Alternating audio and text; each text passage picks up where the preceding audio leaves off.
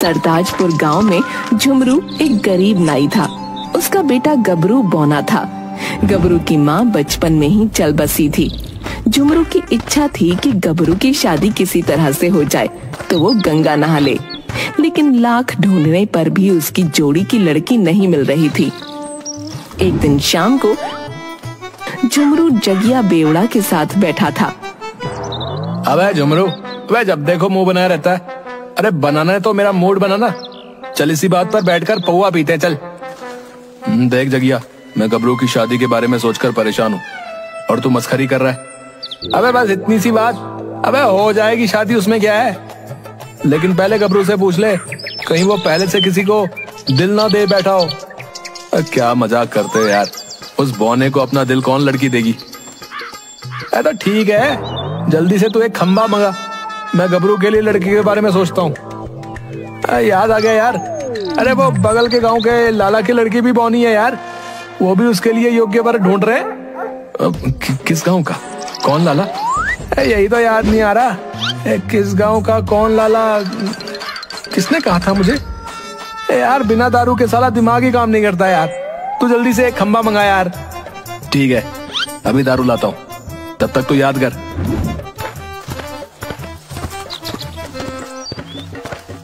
झुमरू जगिया को तुरंत एक बोतल दारू की लाकर देता है। ये ले जगिया, इसे पियो और जल्दी से बता कि किस गांव के लाला की बेटी को बौने लड़के की तलाश है।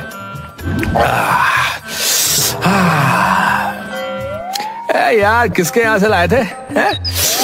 मस्त झक्कास दारू थी यार।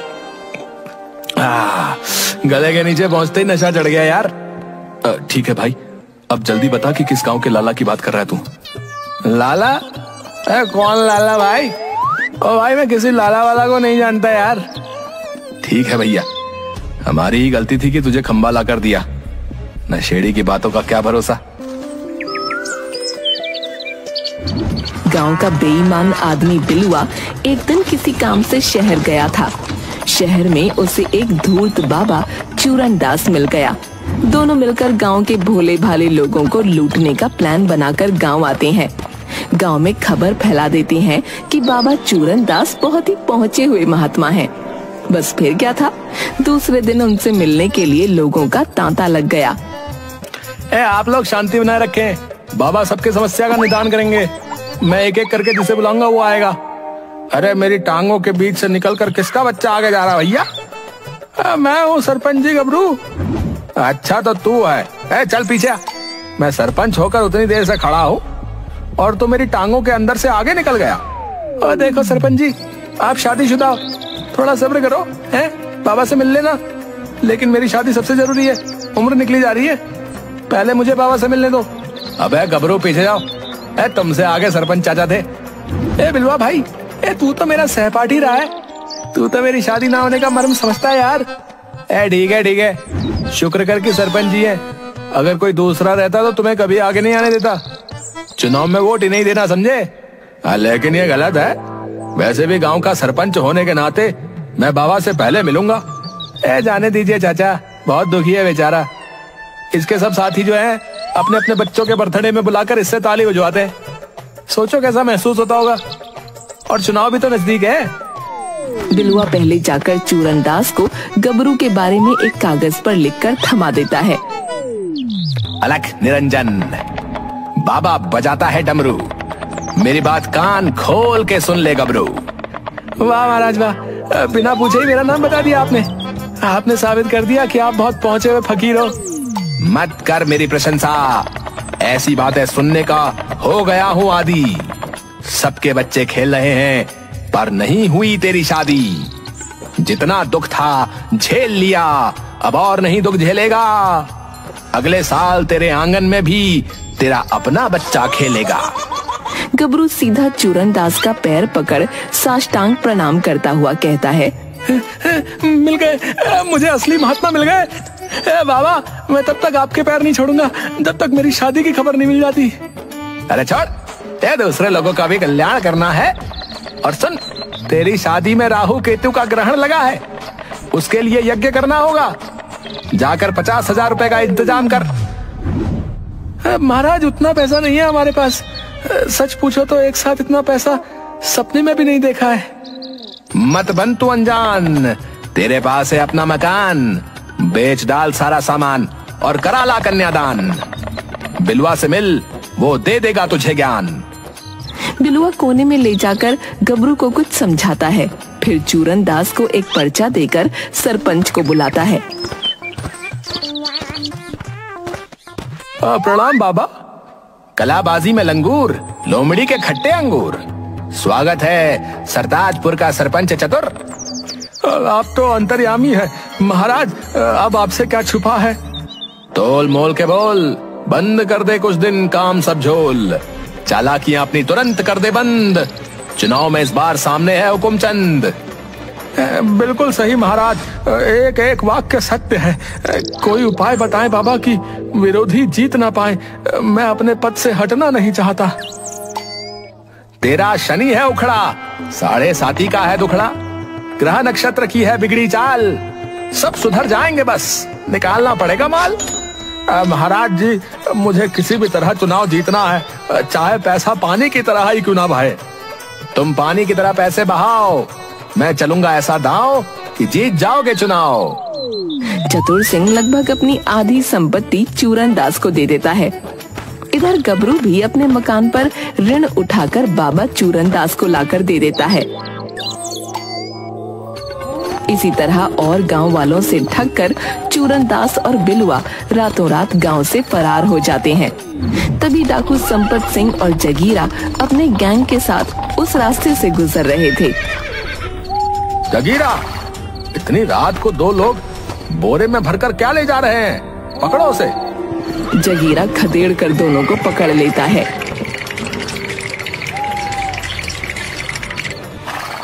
सरदार, हमने कुछ नहीं किया है, गांव वाले अपने मन से हमें ये संपत्ति दान किए हैं। हाँ सरदार, चाहो तो इसका पूरा ब्यौरा आप रख लो और मुझे छोड़ दो। कमीने मेरा माल दिलवाकर अपना माल बचा रहा है, तो कभी बताता हूँ। देखो सरदार, मैं बाबा हूँ, झूठ नहीं बोल सकता। कीमती माल सब उस बोरे में है। अच्छा, हमसे ही चतुराई। सरदार, दोनों बोरे में माल है, आप चाहो तो दोनों बोरे रख लो और हमें छोड़ दो। जगीरा, ये दोनों बड़े ही धूर्त और बेईमान लग रहे हैं, इन्हें भी ले चलो, हमारे काम आएंगे। कमीने, तेरे चक्कर में माल तो गवाए ही, अब जान भी गवाएंगे। क्या पड़ी थी मेरे बोरे को दिलवाने की। अच्छा, पहले तो बड़ा चालाक बन रहे थे, मेरे बोरे का माल दिलवाकर है। वो कहावत तो सुनी होगी ना, तुमने मेरी एक आंख तो पड़ोसी की दोनों आंख। अड्डे पर ले जाकर चंपत सिंह और जगीरा दोनों से कड़ी पूछताछ करते हैं, तो बताते हैं कि चूरन दास और बिलुआ ने मिलकर किस तरह गांव वालों को ठगने का काम किया है। शाबाश, अब तुम दोनों हमें पूरे गांव वालों को लूटने का मौका दोगे। पर वो कैसे सरदार, अब तो गांव का एक भी आदमी हम पर विश्वास नहीं करेगा। गबरू की शादी की संभावना बन रही है। सरदार, हमें एक दुल्हन की जरूरत है। क्या बकते हो बाबा, इस उम्र में शादी करोगे? शोभा देता है, पक्का धूर्त हो बे। उस्ताद, दुल्हन मुझे नहीं, दुल्हन गबरू को चाहिए। चूरन दास डाकू चंपत सिंह को गबरू की शादी और बारातियों के लूटने का सारा प्लान बताता है। प्लान के मुताबिक चूरन दास और बिलुआ दोनों सुबह सुबह ही सरताजपुर लौट आते हैं। अभी वे दोनों गांव में घुसे ही थे कि अचानक पीछे से गबरू आ जाता है। आ गए, तुम दोनों आ गए, मेरी दुल्हनिया कहाँ है? अबे इस तरह कोई टोकता है क्या? हैं? डरा दिया तूने। एक तो अंधेरा, ऊपर से बौना, सारा कलेजा बाहर आ गया। अबे वाने, रात भर सोया भी या नहीं है? बेचैन आत्मा, हमें तो चैन से रहने दे। बिल्लू भाई, तुमने वो गाना तो सुना होगा ना, अब है नींद किसे, अब है चैन कहाँ है। बताओ ना, तुम दोनों मेरी दुल्हन ढूंढने गए थे ना, है ना? हाँ, तेरे लिए दुल्हन देख कर आ रहे हैं। 3 दिन में अगर पैसे का इंतजाम नहीं हुआ ना, तो वो दूसरे लड़के से शादी कर लेगी। नहीं, ऐसा हरगिज नहीं होने दूंगा, आज ही पूरा मकान बेच दूंगा।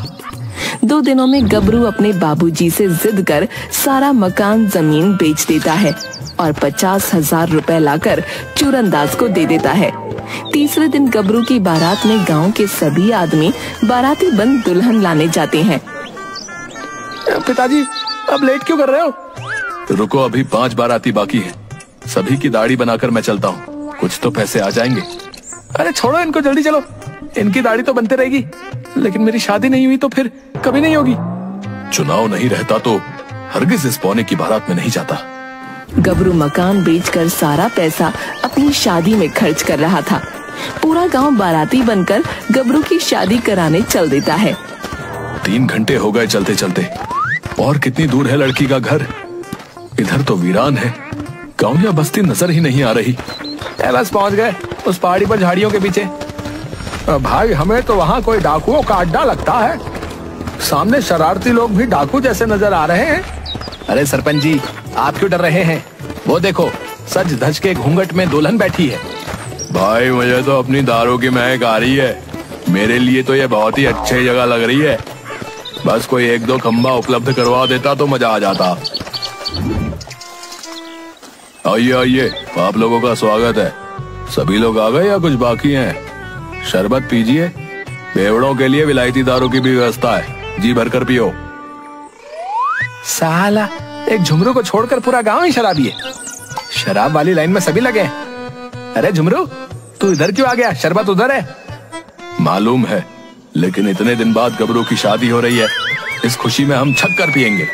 थोड़ी देर बाद चलो भाई लोग, आशा करते हैं कि सभी ने जलपान कर लिया होगा।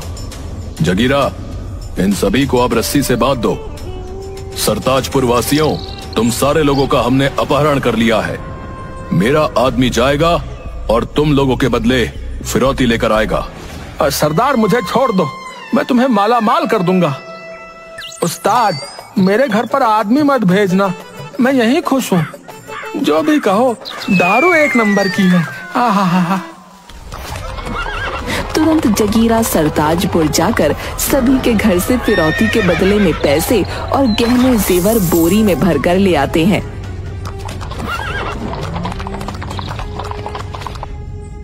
क्यों रे जगीरा, सबके घर से फिरौती के पैसे मिल गए ना? हाँ सरदार, सभी के घर से पैसे आ गए। तो छोड़ दो इन गांव वालों को। सरदार, ये अड्डा नहीं, हम बेवड़ों की जन्नत है। मैं इसे छोड़कर गांव नहीं जाऊंगा। सरदार, माई बाप, मैं भी गांव नहीं जाना चाहता। जगिया को तो पौवा चाहिए, तुम्हें क्या चाहिए? हमें पौवा नहीं, हमें आश्रय चाहिए। मैंने चूरनदास के साथ पूरे गांव को लूटा है। अगर मैं गांव गया तो सब मिलकर मुझे कूट देंगे। मैं बिना दुल्हन के नहीं जाऊंगा। ठीक है, कालू मदारी, अपनी बेटी को गबरू के साथ विदा कर दो। जा बेटी जा, अब गबरू तेरा मालिक है। अब तुझे उसी के इशारों पर नाचना पड़ेगा। लाल चुनरिया ओढ़ी दुल्हन गबरू के साथ चल देती है। रास्ते में कुछ भी कहो, थोड़ी मटक कर चल रही है, पर गबरू की जोड़ी सही मिली है। मालिक, इसके चलते घर बार सब बिक गए। तभी एक हवा का झोंका दुल्हन की चुनरी उड़ा ले जाता है। साला, दारू का नशा अभी तक नहीं उतरा यार। हैं? ये मुझे गबरू की दुल्हन बंदरिया जैसी नजर आ रही है यार। है? अबे बंदरिया ही है। कालू मदारी की बंदरिया खी करते हुए डाकू के अड्डे की तरफ भाग जाती है। कोई रोको, मेरी दुल्हनिया भाग रही है। जाने दे बेटा, तेरी शादी के चलते पूरा गांव लुट गया। ठीक है पिताजी, वैसे भी उसका मुंह बंदरिया जैसा था। सभी लोग जोर जोर से हंसने लगते हैं।